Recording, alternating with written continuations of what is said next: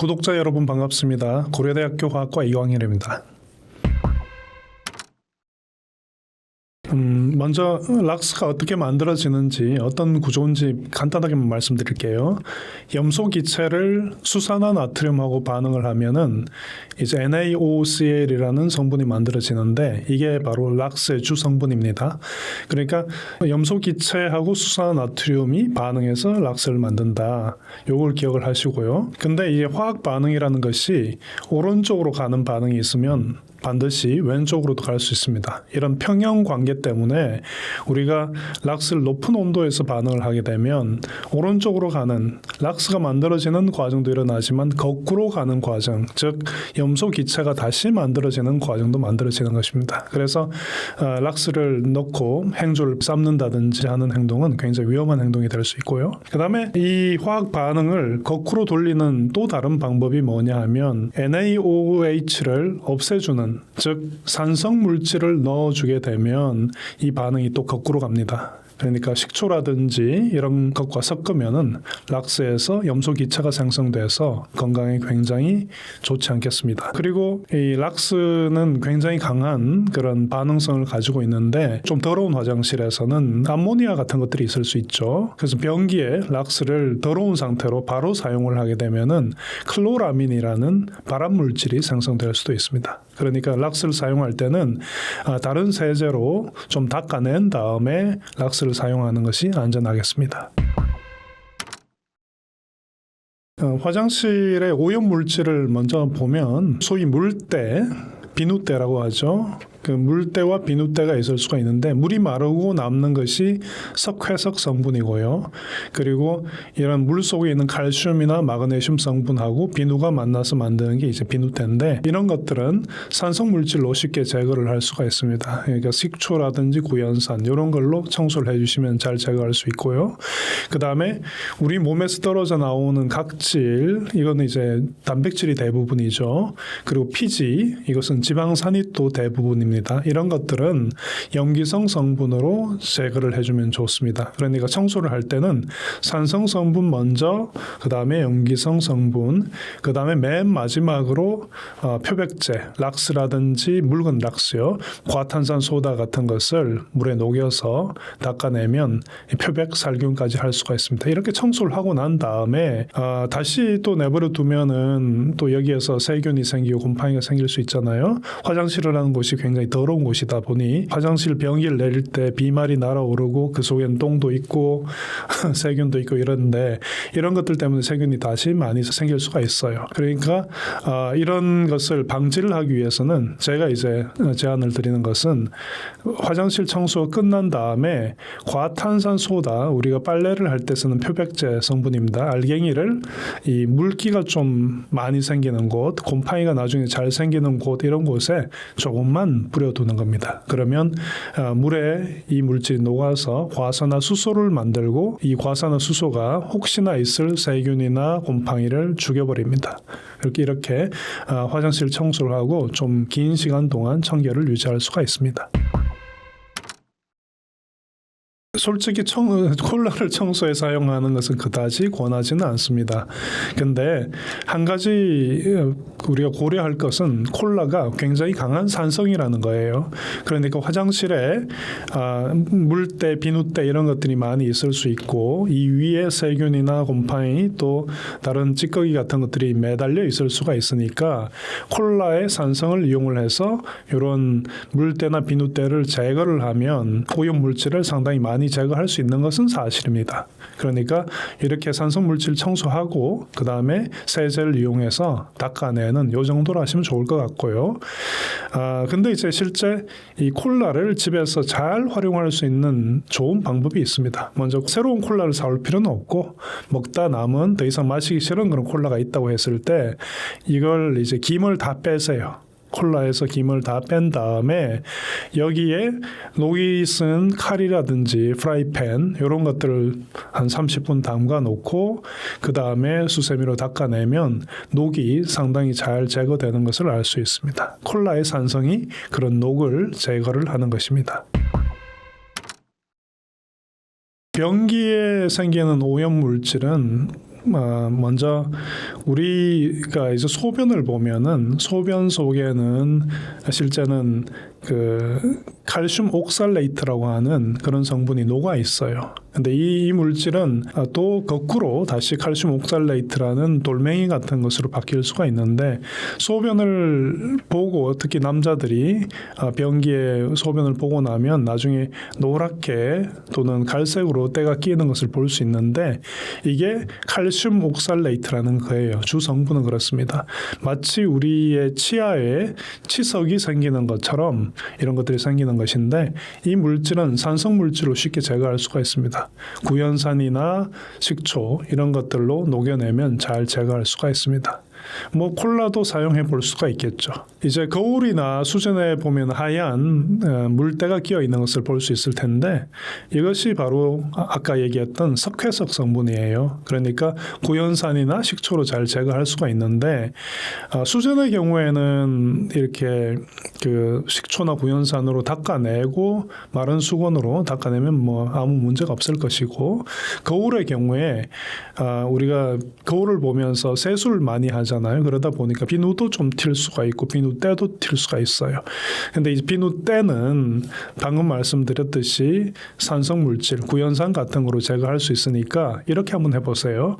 먼저 세제를, 중성 세제를 아주 묽힌 다음에 거기에 구연산을 첨가를 합니다. 그 다음에 이것으로 수전이나 거울을 닦아내면 그런 오염 물질을 깨끗하게 제거를 할 수가 있을 거예요. 그런데 거울의 경우에 이 거울이 비치도록 우리가 뒤에 유리 뒤에 코팅을 하는데, 이게 주로 알루미늄을 많이 사용하게 되는데요. 이것이 이런 염기성 물질이나 또 산성 물질 이런 것들이 닿게 되면 색깔이 변하고 부식이 될 수가 있어요. 그러니까 거울을 구연산 용액으로 닦을 때는 반드시 다 한 다음에 깨끗한 수건으로 말려주는 것이 필요합니다. 이건 꼭 기억을 해주시기 바랍니다. 그 거울이나 수전을 치약으로 닦는 경우도 있는데, 뭐 치약이라는 것이 그 속에 뭐가 들어있나를 생각해 보면 베이킹 소다와 같은 연마제가 들어 있습니다. 그러니까 이 거울이나 수전에 있는 그런 돌가루를 이 베이킹 소다로 긁어내는 거죠. 그 다음에 그 속에는 또 계면 활성제가 많이 들어 있기 때문에 계면 활성제가 뭐 비누 같은 성분이죠. 세정제예요. 그러니까 수전을 깨끗하게 또 거울을 깨끗하게 해줄 수는 있습니다. 우리가 사는 집에 가장 위험한 물질이 뭔가를 좀 생각을 해보면, 가장 위험한 물질 중에 하나가 락스입니다. 락스는 그 속에 언제든 염소 기체로 바뀔 수 있는 그런 성분을 가지고 있기 때문에 락스를 우리가 청소에 쓰는 것은 반드시 묽혀서 써야 되는 거고요. 근데 묽혀서 쓴다고 하더라도 그 속에는 NaOCl이라는 Cl을 포함하고 있는 함유를 하는 성분이 있기 때문에 여기에 절대로 산성 물질을 넣으면 안 돼요. 락스하고 식초를 섞는다든지 하면은 무슨 뭐 기체도 나고 그 주변이 하얗게 변하는 그런 것을 볼 수가 있는데, 이게 그 주변을 순식간에 하얗게 만들죠. 그 얘기는 이 물질이 굉장히 강력한 물질이고, 이것이 우리 몸 속에 들어왔을 때는 그만큼 빠른 속도로 우리의 기관지나 폐를 망가뜨릴 수 있다는 것을 기억을 하셔야 됩니다. 그러니까 락스하고 식초 이런 또는 구연산 이런 산성 성분을 섞으면 안 됩니다. 두 번째로 락스는 그 속에 염소라는 원자가 숨어 있는데 이것이 굉장히 강력한 산화제입니다. 근데 이것이 다른 산화제인 H2O2 과산화수소 같은 것을 만나면 이 과산화수소에서 산소가 굉장히 빨리 떨어져 나오도록 만들어 버려요. 그래서 이런 그 락스하고 뭐 과산화수소 또는 과탄산소다 이런 것들을 섞게 되면 이 산소 기체가 너무 빨리 격렬하게 생기기 때문에 이 폭발의 위험이 있습니다. 이런 것들 좀 조심하시고요. 또 과산화수소라는 것 자체가 염기성 성분에서 굉장히 빨리 분해됩니다. 그래서 수산화 나트륨 이게 어딨냐면은 배수구 클리너 있지 않습니까? 뚜러뻥 뭐 이런 거 그런 것에 NaOH가 숨어 있는데 여기에 이걸 좀 청소를 강하게 하겠다고 과산화수소를 섞는다든지 하면 이 폭발을 합니다. 실제로 과산화수소를 담았던 그 탱크 로리를 청소를 하기 위해서 이 NaOH를 집어넣었다가 실제 청소를 하기 위해서는 아니죠. 그 과산화수소가 들어있는 그런 탱크 로리에 좀 뭐 바닥에 좀 남아 있었겠죠. 여기에 그 NaOH 용액을 붓다가 폭발을 해서 사람이 사망한 경우도 있습니다. 이런 것들은 그러니까 집에서 이런 일이 절대 벌어지면 안 될 테니까 NaOH하고 과산화수소는 섞지 않는다.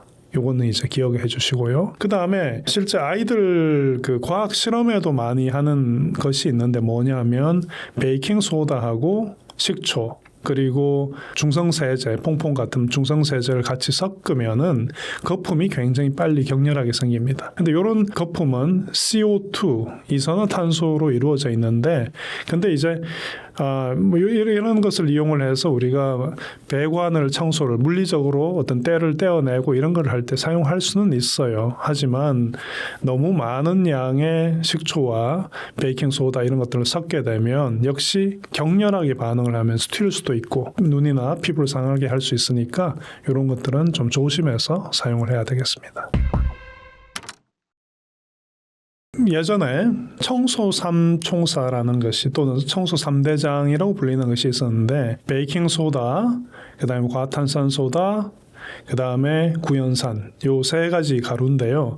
이제 제가 여기에서 베이킹 소다를 축출을 해버렸습니다. 요 자리에 뭘 넣었냐면 워싱 소다, 과탄산 소다, 이제 이 구연산이 되겠죠. 자, 이제 구연산 요것은 산입니다. 그 다음에 워싱 소다, 과탄산 소다, 소다라고 불리는 건 염기성을 띠고 있고요. 과탄산 소다에는 이 좀 전에 얘기했던 그 워싱 소다하고 과산화수소가 추가로 있는 겁니다. 그래서 그러니까 과탄산 소다는 염기성 성분을 가질 뿐만 아니라 표백 작용까지 할 수 있습니다. 다시 한번 정리를 해드릴게요. 구연산은 산성이죠. 그러니까 우리가 염기성 어떤 오염물, 예를 들어서 수전에 낀 하얀 가루, 하얀 때 이런 것들 또는 비누때 이런 것들을 없앨 때는 구연산을 사용합니다. 그 다음에 그 지방이라든지 우리 몸에서 떨어 나오는 피지 또는 프라이팬에 잔뜩 낀 기름 또는 우리 몸에서 나오는 피지가 묻은 그런 청바지 이런 것들을 닦아낼 때는 워싱 소다라는 세정력이 강한 염기성 성분을 쓰면 되고요. 그 다음에 이것을 좀 더 표백까지 세정 더하기 표백까지 하겠다.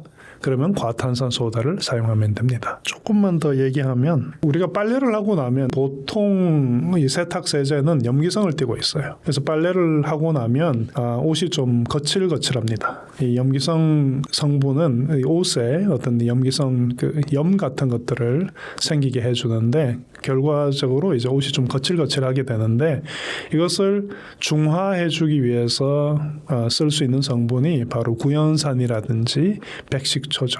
그러니까 여러분들이 이제 그 기억을 좀 하셨으면 좋겠는 것은 염기성 물질은 산성 물질하고 반응해서 중화가 될 수 있다. 그런데 이런 그 빨래를 부드럽게 해주는 좋은 중화도 있고요. 그리고 너무 빨리 이 중화가 일어나면 아까 얘기했던 뭐 베이킹 소다하고 이 구연산 또는 식초가 너무 빨리 만나면 이 격렬하게 반응하면서 튈 수 있는 조금 위험한 그런 중화도 있겠습니다. 우리가 빨래를 깨끗하게 하겠다 이런 마음을 가지면 세제를 꽤 많이 넣는 경우가 있습니다. 그리고 빨래를 한 다음에 옷을 부드럽게 하고 또 냄새도 좋게 하기 위해서 그 다음에 이 섬유유연제 같은 것도 넣죠. 그런데 너무 많은 세제와 섬유유연제를 쓰게 되면 외려 여기 세탁기 뒷면에 이런 찌꺼기들이 남을 수가 있고 그러다 보면 이런 찌꺼기들 때문에 외려 거기에서 세균이 더 잘 붙어서 살 수가 있습니다. 그 중에서도 그 우리가 뭐 여름에 옷에서 아주 쉰내가 날 수 있잖아요. 요걸 쉰내를 만드는 세균의 이름이 모락셀라 오슬로엔시스라는 그런 세균인데 이런 세균들이 세탁기 뒤에 모여서 살 수가 있습니다. 그러면 우리가 빨래를 해도 금방 이런 모락셀라 오슬로엔시스가 옮겨올 수도 있고 또 이런 세균이 만들어내는 물질이 새 옷에 옮겨와서 또 쉰내를 만들 수가 있어요. 그러니까 세탁기는 사용한 다음에 다음에 한 번씩 청소해 주는 게 좀 좋겠죠. 요 청소하는 방법을 좀 말씀드리면 그다지 어렵지가 않습니다. 먼저 제일 중요한 것은 세균을 없애는 겁니다. 세균을 죽여주는 게 필요하죠. 식초라든지 이런 구연산 이런 것들이 좀 높은 농도로 있으면 세균을 꽤 잘 죽일 수 있습니다. 그래서 한 가지 제안하는 방법은 빨래용 백식초라는 게 있어요. 진한 그런 식초인데 이런 것들 한 2컵 뭐 이 정도를 세탁기에 붓고 그 다음에 공사이클을 좀 돌리는 거예요. 그러면 이 뒤에 있는 세균들을 좀 살균을 해줄 수가 있고요. 세균을 살균할 뿐만 아니라 세균이 만드는 그런 어떤 그 바이오필름이라 하는데 그런 막 같은 것들을 좀 더 제거를 하고 싶으면 이렇게 보는 것도 방법입니다.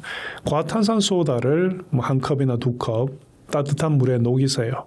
그 다음에 이것을 그 세탁기에 넣고 공사이클을 돌리면 이 염기성 성분이 그러한 세균이 만든 막 같은 것을 제거를 해주고 그리고 여기에 들어있는 과산화수소가 표백작용, 살균작용을 해서 세균을 또 죽여줄 수가 있습니다. 이런 식으로 한 번씩 뭐 한 달에 한 번 좀 세탁기가 빨리 오염이 되는 경우에는 2주에 한 번 이 정도로 관리를 하시는 것이 여름을 잘 날 수 있는 좋은 방법이 될 것입니다.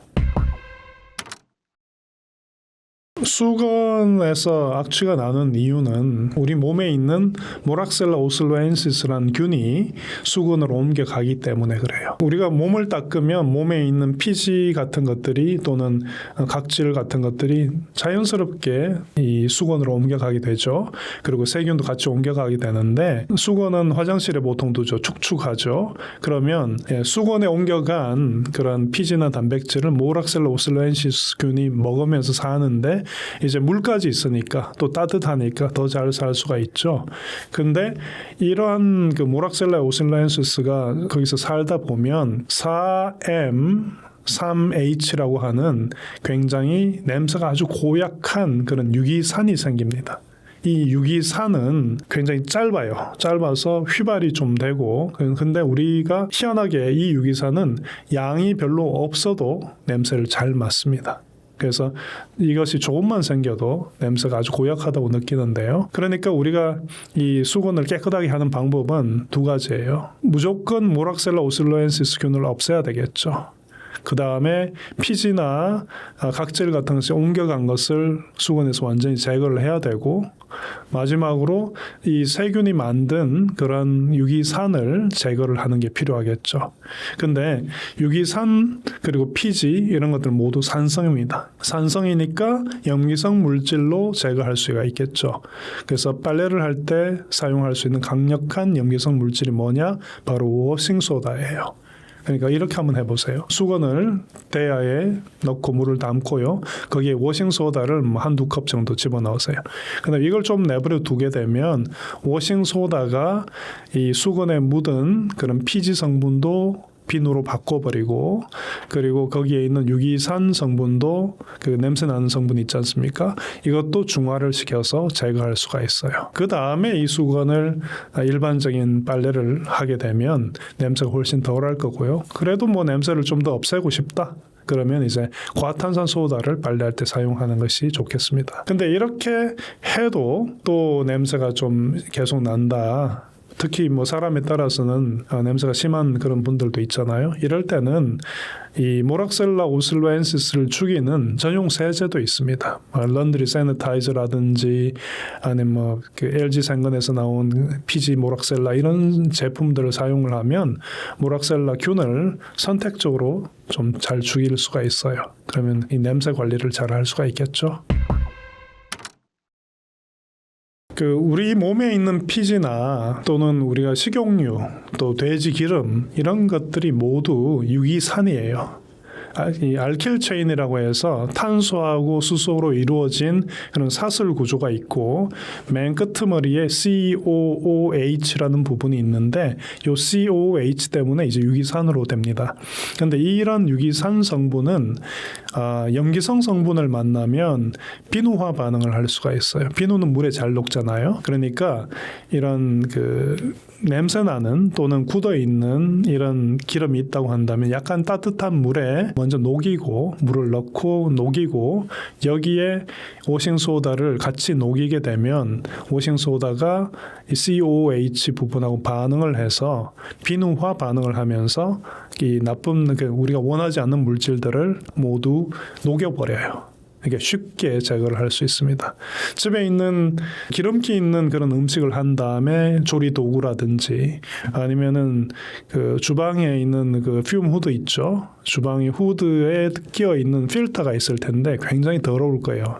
뭐 청소를 하신 분들은 상관없지만 그걸 한 번도 청소 안 하신 분들도 많이 있는데 한번 열어보면은 기름이 아주 누렇게 끼어 있을 겁니다. 근데 이런 것들을 이 워싱 소다를 녹인 물에 넣고 뭐 주방 세제 같은 걸 약간만 첨가해서 좀 내버려 두고 닦아내면 아주 쉽게 깨끗하게 만들 수가 있습니다. 그것도 뭐 방법이죠. 이제 가스레인지라든지 이런 곳에 기름이 좀 튀었을 때는 워싱 소다를 물에 녹여서 닦아내는 게 좀 용이하지 않을 때가 있어요. 이럴 때는 기름은 기름하고 잘 섞이는 성분으로 닦아내면 되니까 이제 알코올 성분이 좀 그런 역할을 하죠. 그러니까 손소독제가 바로 알코올이니까 이 물티슈에 손소독제 알코올을 좀 적셔서 그런 부분을 좀 닦아내면 그래도 깨끗하게 또 만들 수가 있을 겁니다. 그리고 최근에 아주 주부들한테 인기가 있는 것이 그 발을 씻자, 발을 씻자라는 제품인데 이런 그 성분, 이 세제를 자세히 들여다 보면은 그 속에 리모넨이라고 하는 왜 오렌지를 껍질을 까다 보면은 뭔가 갑자기 향이 팍 터지면서 물이 쭉 날아가는 게 있죠. 그 부분이 이제 리모넨 성분을 함유를 하고 있는데 이게 기름 성분을 참 잘 녹여냅니다. 그래서 이런 성분을 세제에 같이 넣은 건데 그렇다 보니까 주방에 좀 오염이 된 부분 이런 데 기름때가 끼었다든지 했을 때 이런 뭐 발을 씻자 같은 그런 제품을 써서 닦아내는 것도 해볼 만합니다. 근데 이제 이것은 발을 씻거나 우리 몸에 닿지 않는 곳에 사용하는 거지 뭐 그릇을 닦는다 이런 데는 쓰지 않도록 하시는 게 좋겠습니다. 제가 이제 이야기를 들어보면 심지어 냄비를 닦는 데 쓰신 분들도 있더라고요. 그런 데는 쓰지 마시고 이제 이런 오염된 부분을 닦을 때 이럴 때만 쓰시기 바랍니다.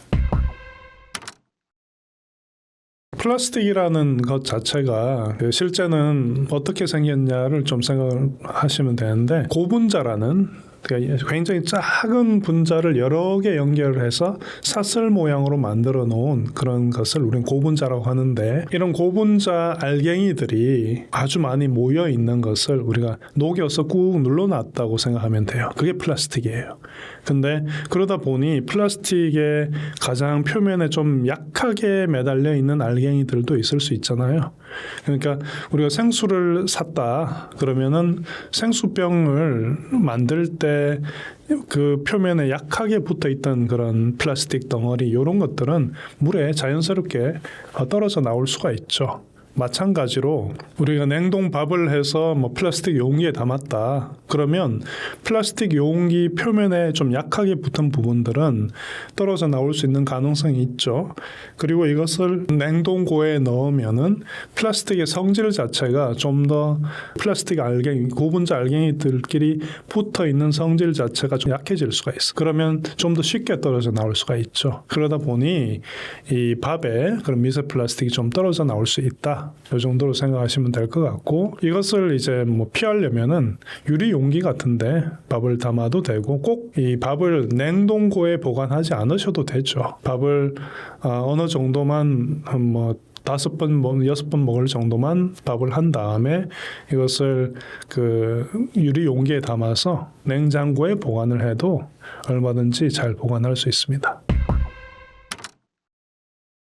과일이나 채소의 경우에 먼저 많은 경우에 우리가 소비를 할 때는 농약 성분이 거의 남아있지를 않습니다. 이 농사를 짓는 분들이 잘 관리를 하고 이것을 유통하는 것을 잘 지켜주시기만 하면 그런 문제는 없는데 아주 가끔 이런 농약이 채소에 묻어서 오는 경우도 있죠.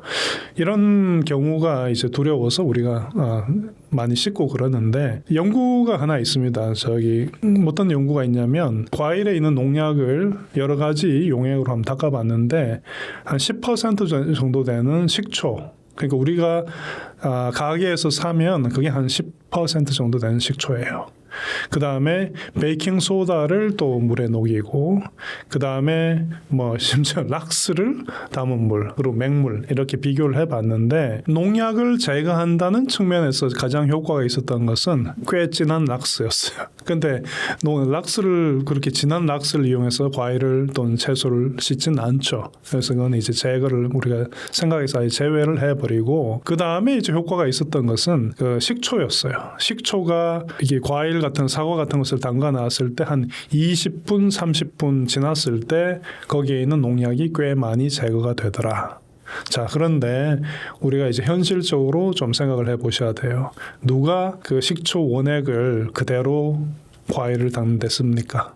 그런 사람 아무도 없을 거예요. 그래서 일반인들이 하는 방법은 물에 식초 몇 방울 넣고 또는 물에 베이킹 소다 약간 타고 그 다음에 이제 과일을 닦는 요 정도로 하시는데 미안하지만 그런 방법은 물로 닦는 것과 아무 차이가 없습니다. 그러니까 식약처에서 권장하는 그런 방법을 보면 흐르는 물에 과일을 닦으라. 그러면 이제 실제는 남아있는 잔류 농약이 꽤 많이 제거된다 이렇게 되고요. 실제로 저도 이제 그걸 권하는데 이제 과일을 샀을 때 간혹 가다가 이런 오래된 과일이라든지 했을 때 과일 위에 왁스 코팅이 좀 많이 된 경우도 있고요. 이런 경우에는 이런 것들을 좀 제거를 해야 되겠죠. 그래서 그걸 어떻게 하느냐? 일반적인 방법으로는 이런 두꺼운 왁스 코팅을 제거하기는 좀 힘들고요. 그래서 제가 알려드린 방법은 그 베이킹 소다라든지 워싱 소다 이런 염기성 성분 알갱이 있죠. 이런 것들을 과일 위에 좀 뿌리고 그걸 이제 손으로 비비는 거예요. 그러면 이런 물질들이 일종의 연마제가 되어서 그 위에 있는 농약 성분이나 왁스 코팅 같은 것을 긁어내버릴 수가 있습니다. 그런 다음에 이제 물로 닦으면 아주 깨끗하게 상당히 많이 깨끗한 상태로 드실 수가 있습니다. 냉장 보관을 하면 안 좋은 것들, 이렇게 먼저 냉동 보관을 해야 되는데 냉장 보관을 하면 안 되는 것이 대표적인 게 고기입니다. 고기는 육류, 소고기, 돼지고기, 닭고기 이런 것들은 세균이 아주 좋아하는 그런 먹이죠. 지방, 단백질, 또 세포에 달려있는 당분 이런 것들 때문에 이런 것들은 그 냉장고에 넣는 순간 꽤 빠른 속도로 세균 오염이 될 수 있으니까 이런 것들은 냉동고에 보관을 해야 되고요. 특히 이제 갈아놓은 고기 이런 것들을 냉장 보관을 좀 오래 하다 보면 고기가 색깔이 변하는 것을 볼 수가 있을 텐데요. 운이 나쁘면 이런 고기에서 그 중년 여성이나 남성들이 맞는 보톡스 있죠.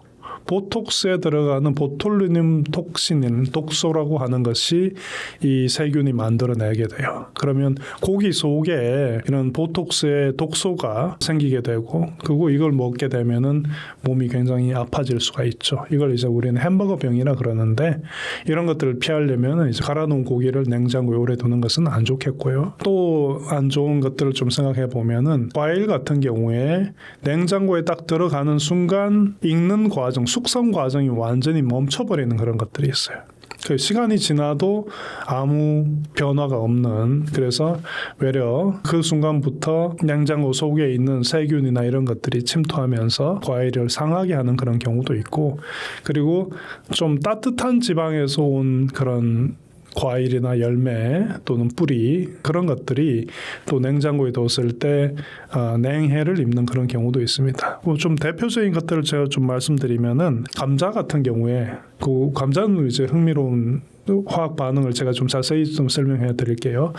감자의 경우에 감자 속에 있는 아스파라긴이라는 아미노산이 있어요. 이 아미노산하고 감자가 이제 냉장고에 들어가게 되면 감자 속에 전분이 있죠. 전분이 쪼개져서 당으로 바뀝니다. 근데 요 당이 감자 속에 이제 당이 많이 생긴 셈이죠. 그래서 이런 것을 고온에서 요리를 하게 되면은 환원당이 되는데 어쨌든 당분하고 그 아스파라긴이라는 아미노산이 반응을 하면서 이제 여러 가지 물질을 거쳐서 최종 산물이 뭐냐면 아크릴아마이드라는 게 만들어지는데 이게 꽤 강력한 그런 발암 물질입니다. 그러니까 그 냉장고에 오래 감자를 보관을 해서 그것을 나중에 감자 튀김을 만들어 먹었다. 그러면은 이제 아크릴아마이드라는 독성 물질을 발암 물질을 만들어서 드시는 거예요. 그래서 이런 것들은 피하는 게 좋겠죠. 그리고 예를 들어서 토마토 같은 것은 냉장고 속에 들어가면은 더 이상 숙성 과정이 딱 멈춰버려요. 그러니까 밖에 있으면은 이제 맛있게 익어갈 텐데 냉장고 속에 들어가는 순간 얘는 그대로 멈춰버리니까 시간이 지나도 전혀 익지 않고 맛이 없는 그런 상태가 되니까 뭐 좋지 않죠. 그리고 복숭아 같은 것도 역시 냉장고에 넣게 되면 이게 또 살이 물러버리기도 하고요. 또 오이 같은 거, 가지 같은 것도 냉해를 참 잘 입습니다. 냉장고 속에 들어가면 조금 지나면 이게 표면에서 수분이 빠지고 또 그래서 쉽게 상할 수 있습니다. 곰팡이도 잘 생기고요. 이런 것들은 이제 피하는 게 좋겠죠. 인덕션을 쓰더라도 우리가 음식을 태울 수가 있죠. 뭐 곰탕을 끓인다든지 또 아니면은 다른 조리를 할 때 너무 높은 온도로 가열을 하다 보면은 음식을 태울 수가 있습니다. 그러면 이 태울 때 나오는 그런 화합물들 그런 것들이 있고 인덕션을 쓰더라도 기름을 고온에서 가열을 하면 이제 벤조피렌 같은 발암 물질이 만들어질 수가 있습니다. 그러니까 주방은 언제나 고온에서 조리를 하면 발암 물질이 생길 수 있는 그런 곳입니다. 그러니까 환기를 잘 해주는 것이 굉장히 중요하겠죠. 그 다음으로 조리 기구 자체가 또 문제가 되는 경우도 있어요. 우리가 예를 들어서 테플론이라는 고분자가 코팅된 그런 잘 달라붙지 않는 그런 프라이팬의 경우에 이 테플론 코팅을 하기 위해서 사용했던 물질이 있어요. 이 물질은 탄소에 불소가 굉장히 많이 달려 있는 그런 물질인데 이런 물질은 우리가 전기를 마신다든지 했을 때 꽤 몸에 나쁜 그런 영향을 끼치는 물질인데 그러니까 이런 그 프라이팬을 사용을 할 때 그냥 아무것도 넣지 않고 가열을 한다. 그러면 이 테플론 부분에서 그런 물질들이 증기가 되어서 빠져나올 수가 있죠. 이런 것을 마시게 되면 굉장히 많이 아파지게 됩니다. 그래서 이런 것들을 조심하셔야 되고요. 그리고 앞에서 우리가 청소 이야기를 좀 했었는데 요리를 하는 것도 그렇지만 조리를 하고 닦고 이런 걸 할 때 아까 얘기했던 락스나 이런 세정제가 또 산성 물질하고 섞인다든지 이렇게 되면 여기에서 또 뭐 염소기체가 생길 수도 있고 클로라민 같은 것도 생길 수가 있는 거거든요.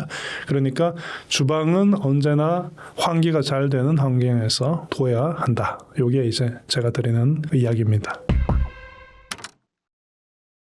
외부 미세먼지가 심해도 실제는 조리를 할 때 생기는 미세먼지가 더 많을 거예요.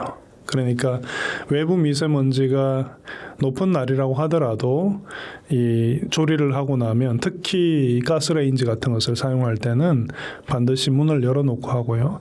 여기서 제가 가스레인지 이야기를 왜 했냐면은 가스레인지를 문을 닫아놓고 쓰면 실내 이산화탄소 농도가 너무 높아집니다. 이산화탄소 농도가 너무 높으면 여러 가지 부작용이 생기죠. 이게 우리가 일상적으로 밖에 나가서 우리가 맡게 되는 이산화탄소의 농도는 뭐 400에서 500 ppm이라고 한다면 이 문을 닫아놓고 조리를 한다든지 하면 2000 ppm도 쉽게 올라갑니다.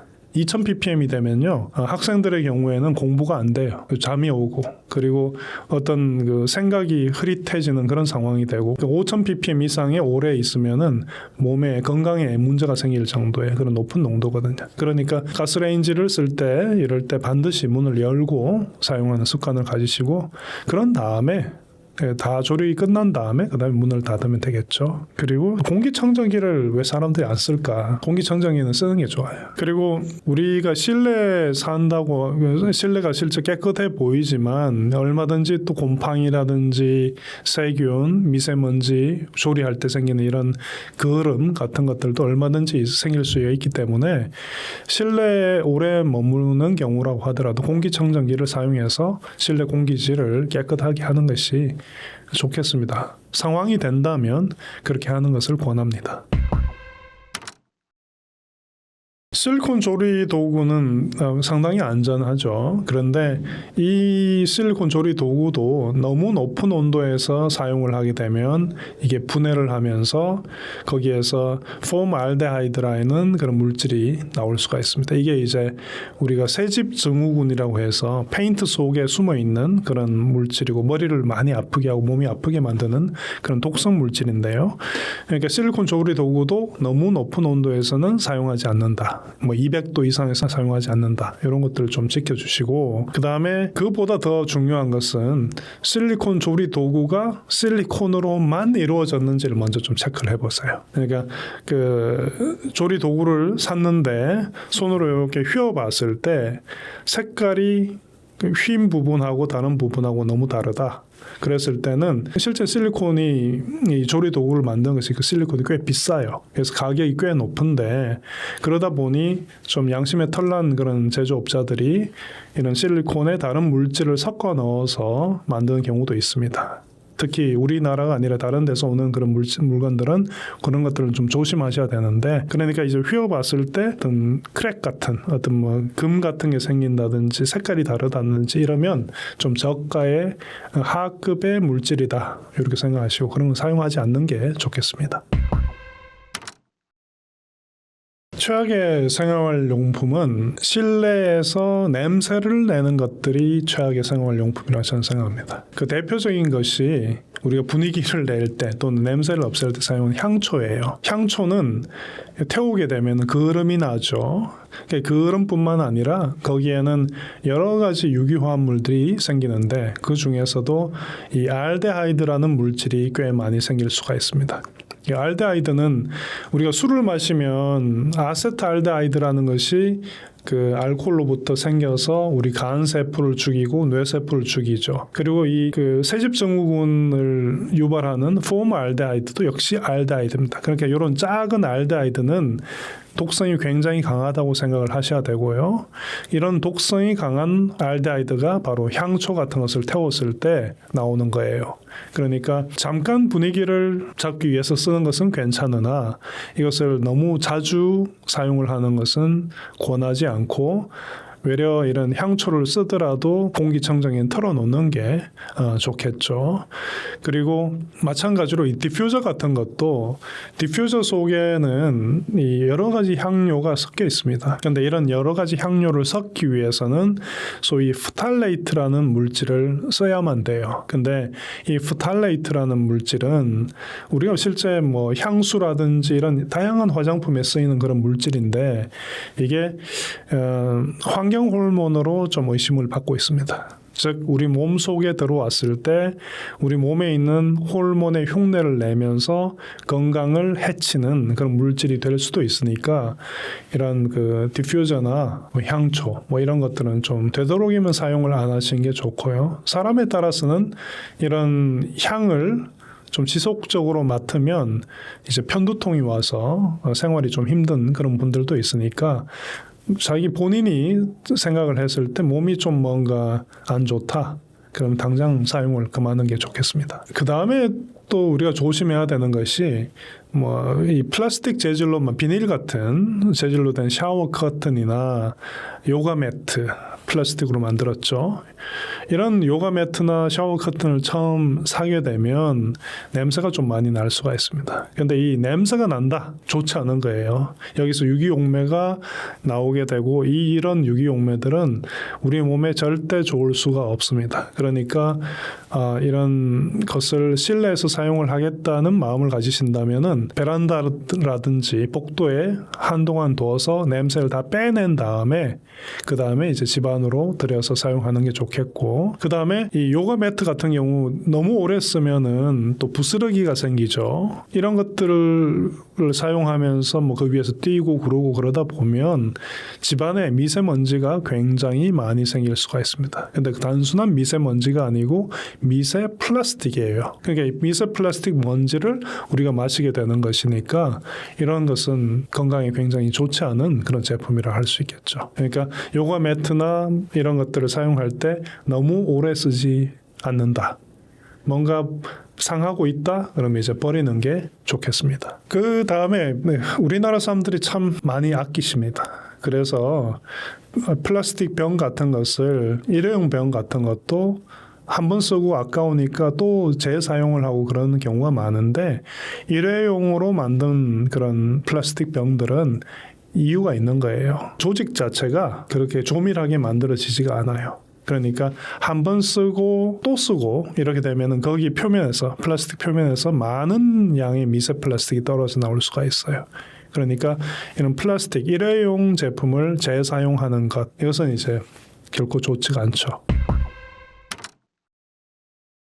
일단 그 미세 플라스틱에 대해, 미세 플라스틱이 사람에게 무슨 일을 하는지에 대해서는 아직도 논란의 여지가 많습니다. 근데 이제 제가 말씀드리는 거는 이제 사실만 말씀드릴게요. 어떤 연구가 있었냐면 수십 년 전에 돌아가신 분들의 뇌, 그리고 최근에 돌아가신 분들의 뇌, 이 두 뇌를 비교를 해봤더니 최근에 돌아가신 분들의 뇌 속에 이 플라스틱이 훨씬 더 많이 검출이 되었다. 이게 한 가지고요. 미세 플라스틱 형태로. 또 다른 것은 뭐냐면 그 치매라든지 이런 뇌 건강이 안 좋으신 분들의 뇌와 건강한 분들의 뇌를 비교를 해봤더니 이렇게 치매가 걸린 분들의 뇌가 미세 플라스틱이 훨씬 더 많이 발견됐다는 거예요.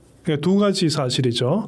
옛날보다 지금 돌아가신 분들의 뇌에 미세 플라스틱이 더 많이 쌓여 있고, 그리고 치매로 돌아가신 분들이 정상의 뇌보다 훨씬 더 미세 플라스틱을 많이 가지고 있다. 뭐가 선인지 후인지 우리는 모릅니다. 그리고 이 미세 플라스틱이 어느 정도 쌓였을 때 우리가 치매가 걸릴지, 뭐 병이 생길지, 암이 걸릴지 모릅니다. 하지만 이게 좋지 않을 거라는 그런 생각은 하실 수 있잖아요. 그리고 실제로 실험실에서 이런 미세 플라스틱을 세포에 주었을 때 뇌세포도 죽고 다른 세포도 잘 죽습니다. 그리고 많은 연구들이 이루어지고 있는데 어떤 방식으로 이 미세 플라스틱이 세포를 죽이는지 그런 메커니즘이라고 하는데 그런 기전도 지금 많이 밝혀지고 있는 중이에요. 그러니까 세포 수준에서는 또 작은 동물 수준에서는 미세 플라스틱은 독이라는 것이 확실해요. 그게 이제 연구 결과고요. 사람한테 이게 어느 정도 영향이 있는지 그건 제가 말씀드릴 수는 없지만 그냥 독이라고 생각하시면 좋을 것 같아요. 독을 우리가 아주 적은 양을 먹게 되면 안 죽습니다. 하지만 독을 매일 많은 양을 먹게 되면 건강이 좀 더 빨리 안 좋아질 수 있는 가능성이 있죠. 그러니까 제가 드리는 말씀은 되도록이면 미세 플라스틱을 피하는 게 좋겠다. 이게 제가 말씀드릴 수 있는 말씀이고요. 그럼 미세 플라스틱을 어떻게 피할 거냐? 먼저 실내에 미세 플라스틱이 생길 수 있는 부분, 뭐 아까 얘기했던 오래된 요가 매트 이런 것들을 치우는 게 중요하고, 그 다음에 실제로 바깥의 공기 중에 미세 플라스틱이 꽤 많습니다. 자동차가 많이 다니고 있죠, 길바닥에. 근데 이 자동차의 타이어에서 이 타이어가 마모되면서 또 굉장히 많은 미세 플라스틱이 생겨요. 공기 중에 떠오르고. 그러니까 문을 열어놓는 행위, 매연이 있는 곳에서 문을 열어놓는 행위는 미세 플라스틱도 받아들이고, 그리고 매연에서 생긴 PAH라고 하는 발암 물질도 들어올 수 있는 방법이에요. 그러니까 이런 경우에는 공기청정기를 털어서 그런 미세 플라스틱 부분을 많이 걸러내는 게 좋겠죠. 공기청정기를 사용하는 것이 건강에 꽤 도움이 됩니다. 그 다음에 이제 공기는 이제 그렇게 해결을 하시고요. 그 다음에 이제 다른 방법으로 미세 플라스틱이 들어오는 경우는 먹는 거죠. 물을 마실 때 또는 음식을 먹을 때 이럴 때 이제 몸속으로 들어오게 되는데, 음식의 경우에는 작은 생선들, 예를 들어 멸치 같은 경우는 미세 플라스틱이 이제 내장에 많이 있습니다. 이게 이렇게 멸치똥이라고 하죠. 내장을 떼내고 요리를 하는 게 좋겠고, 그 다음에 그 생선 같은 경우도 이 플라스틱 같은 것이 이제 내장의 벽에 있으니까 이런 내장 요리를 하신다든지 할 때는 벽을 긁어버리고 요리를 하시는 게 좋겠죠. 그 다음에 이제 마지막으로 물이죠. 이제 생수병, 우리가 운동을 간다든지 할 때 흔하게 집어들을 수 있는 게 생수병인데 수돗물하고 비교했을 때 생수병 속에 뭐 연구 결과는 아주 들쑥날쑥합니다. 하지만 좀 평균을 본다고 한다면은 생수병 속에 있는 미세 플라스틱이 수돗물보다는 한 50배에서 60배 더 많더라. 꽤 많은 양이 있는 거죠. 그러니까 되도록이면 수돗물을 먹는 것이 생수병을 속에 든 물을 먹는 것보다는 낫다는 거죠. 하지만 뭐 저기 그 등산을 간다든지 할 때는 그 산 입구에서 생수병 살 수밖에 없잖아요. 그러니까 그럴 때는 어쩔 수 없다고 하더라도 평소에 물을 드실 때는 되도록이면 수돗물을 드시라는 거고요. 그리고 수돗물 속에 미세 플라스틱은 실제 그렇게 많은 양은 아니에요. 그러니까 근데 많은 분들이 걱정하는 게 수돗물 속에 든 중금속 같은 걸 많이 걱정하시니까 이런 것들은 그 수돗물 필터 있죠. 정수 필터를 사용해서 많이 걸러낼 수가 있어요. 그러니까 정수 필터를 수도꼭지에 달든지 아니면 정수기를 사용해서 수돗물을 걸어든지 하는 것이 좋고요. 그 다음에 이제 좀 화학적인 방법을 조금 더 말씀드리면 물 속에는 이 탄산칼슘 성분들이 실제는 칼슘 이온하고 그 HCO3-란 부분이 이제 녹아 있는데 이걸 이제 고온에서 가열을 하면 탄산칼슘이 침전이 됩니다. 떨어져 나와요. 근데 떨어져 나올 때 혼자 떨어져 나오지 않고 물 속에 있는 미세 플라스틱을 붙잡고 떨어져 나올 수가 있습니다. 그러니까 물을 끓이는 행위는 그 속에 들어있는 그 미세 플라스틱을 상당 부분 제거할 수 있는 좋은 방법이니까 집에 있는 수도를 필터를 써서 한번 거르고 그걸 그냥 드셔도 괜찮고 그래도 좀 더 찜찜하다 그러면 그걸 한 번 더 끓여 드시면 좀 더 좋은 물이 되겠습니다. 티백을 보면 종이가 있는 종이 티백도 있는데 플라스틱 티백도 있죠. 그럼 뭐 플라스틱 티백은 플라스틱도 다시 먹는 셈이니까 별로 좋은 방법이라고는 할 수 없겠습니다. 가장 좋은 방법은 수돗물을 드시는 거죠. 수돗물을 한번 걸르고 그리고 할 수 있다면 그걸 한 번 더 끓이고 두 번째 단계가 힘든데 둘 중에 하나만 하셔도 그래도 많이 도움이 되지 않을까 그렇게 생각합니다. 많은 분들이 화학 이렇게 얘기를 하면은 무섭다는 생각을 하세요. 실제로 TV에 나오는 대부분의 화학이 뭐 사고 나고 이런 그런 것들만 이제 내보내서 그런데 실제는 우리에게 필요한 것은 화학 지식이에요. 화학 지식을 알면 우리에게 좋은 것은 받아들이고 그렇지 않은 것은 배척할 수 있는 힘이 생깁니다. 그러니까 그런 조금의 그런 화학 지식만 있어도 우리가 건강하게 살아갈 수 있는 좋은 도구가 되니까 저하고 같이 그 화학 공부를 좀 같이 한번 해보시면 좋겠고요. 그리고 더 중요한 게 있습니다. 우리가 주변에 무서운 게 너무 많다 이렇게 생각을 하면 스트레스가 쌓여요. 스트레스가 쌓이면 몸에서 콜티솔이라는 스트레스 호르몬이 나오는데 이 스트레스 호르몬이 너무 많으면 면역도 떨어지고 몸속에 염증도 생기고 외려 노화가 가속됩니다. 그러니까 제가 드리는 말씀은 지금 우리가 할 수 있는 것들 제가 이제 알려드린 여러 가지가 있는데 그중에 내가 할 수 있는 것은 하고 너무 이게 모든 것을 다 하려고 하지 마시고요. 쉽게 할 수 있는 것은 하고 마음의 평온을 가지셨으면 좋겠어요. 이걸 다 하지 못해서 스트레스를 받으면 그게 더 독이 됩니다. 그러니까 적당히 하면서 세상을 잘 살아가는 게 그걸 제가 바라겠습니다. 감사합니다.